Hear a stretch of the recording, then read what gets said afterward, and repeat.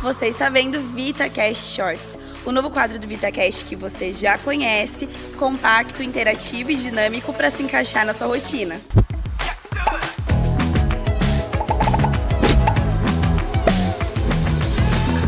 Fala pessoal, mais um VitaCast Shorts começando. Eu sou a Lucila Santinon, Nutri-host desse podcast. E hoje eu tenho a honra de receber aqui do meu lado a Cris Toso, que é nutricionista, também especialidade aqui em endocrinologia. E hoje tem uma atuação muito bacana com a parte de fertilidade e essa parte de gestação também. Seja muito bem-vinda, Cris. Obrigada, Lu. Obrigada pelo convite. A gente Prazer estar tava... aqui. Maravilha, Cris, muito obrigada. Eu sei que assim, o único desafio vai ser ficar em 10 minutos, mas a gente vai ter que gravar outros também, com certeza.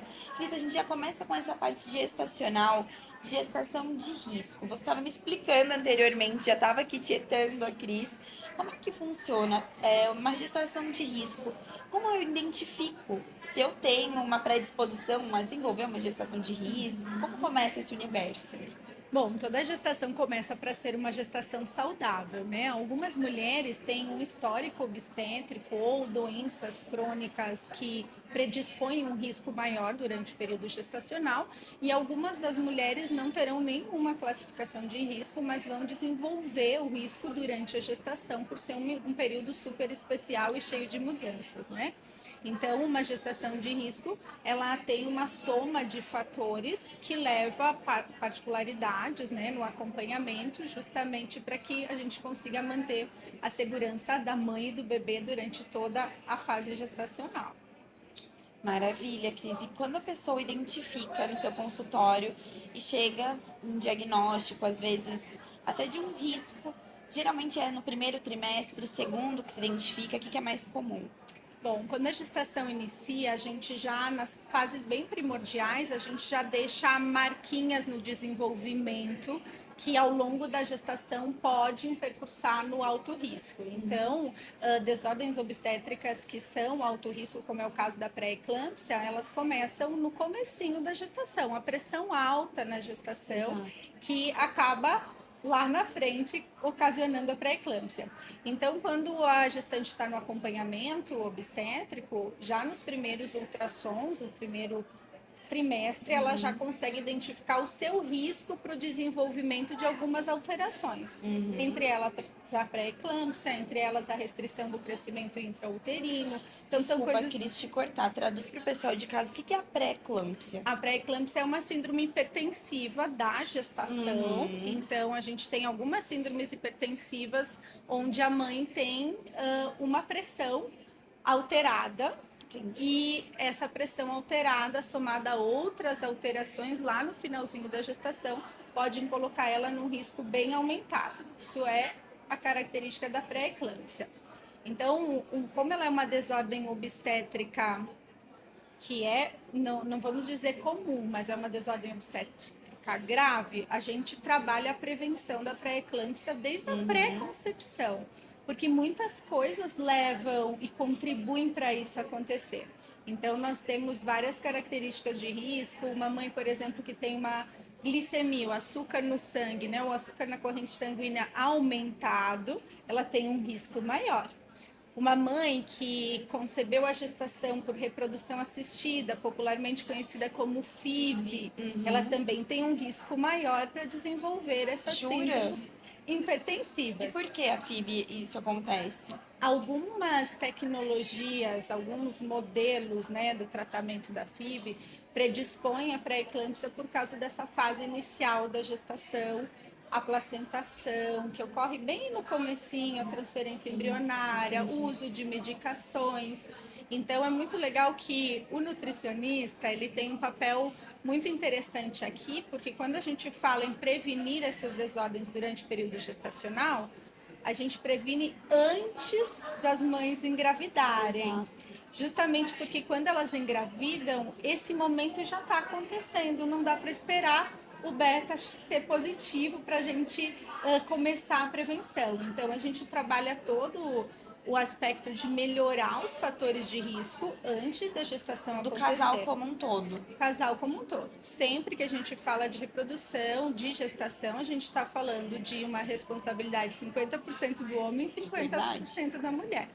Então, a gente prepara esse casal para que na presença dos fatores de risco, idade, reprodução assistida, doença crônica não transmissível, a gente tenha uma chance diminuída de desenvolver qualquer problema obstétrico durante o período gestacional, né? Então, não só síndromes hipertensivas. Um outro exemplo é a glicemia alterada na Que aí gestação. acontece a famosa diabetes Diabetes gestacional. E gestacional. até uma dúvida, Cris, não só como diabetes gestacional, mas também pensando nessas irregularidades tiroidianas.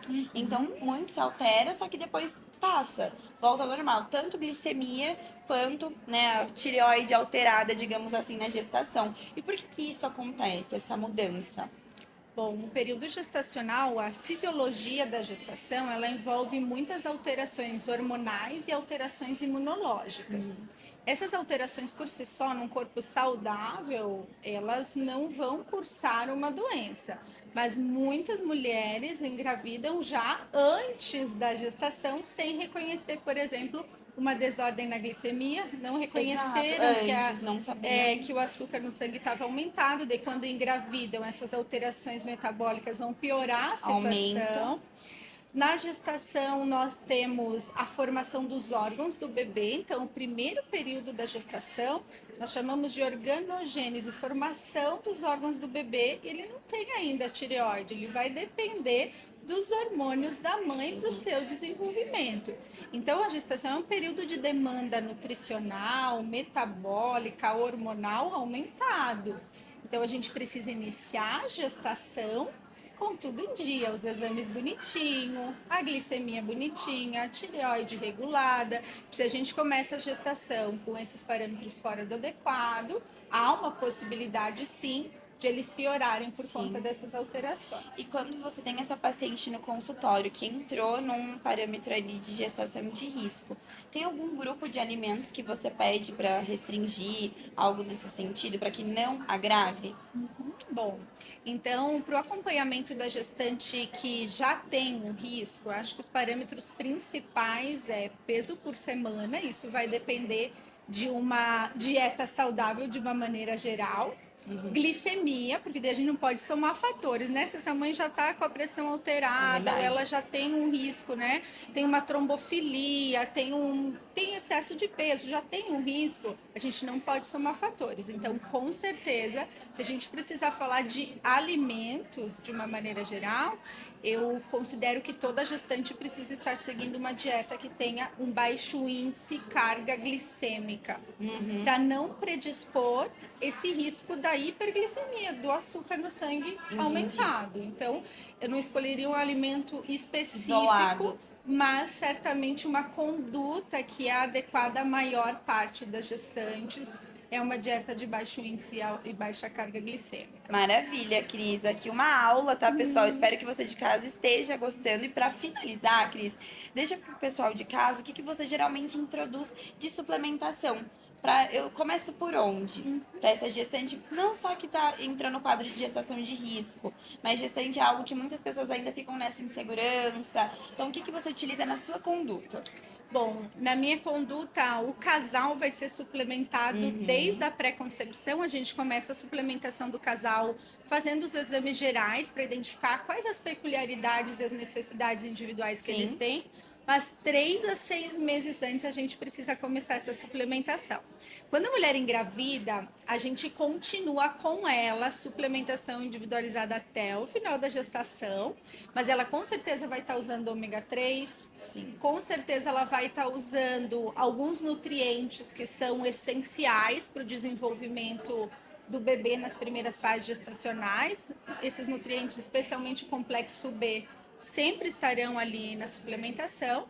E quando ela tem as alterações da glicemia que nós comentamos, eu acabo na pré-concepção e durante toda a gestação mantendo alguns nutrientes que são auxiliares no tratamento para o controle da glicemia. E as fibras, por exemplo, elas também podem trazer esse suporte, né? Fibra sempre, né? A gente vai trabalhar com elas durante a gestação em vários momentos para diferentes finalidades. Então, na gestação a gente tem, por exemplo, uma constipação mais funcional no último trimestre, que a gente usa as Perfeito. fibras, mas as fibras para o controle da glicemia, principalmente próximas às refeições principais, a gente também faz o manejo durante todo esse período.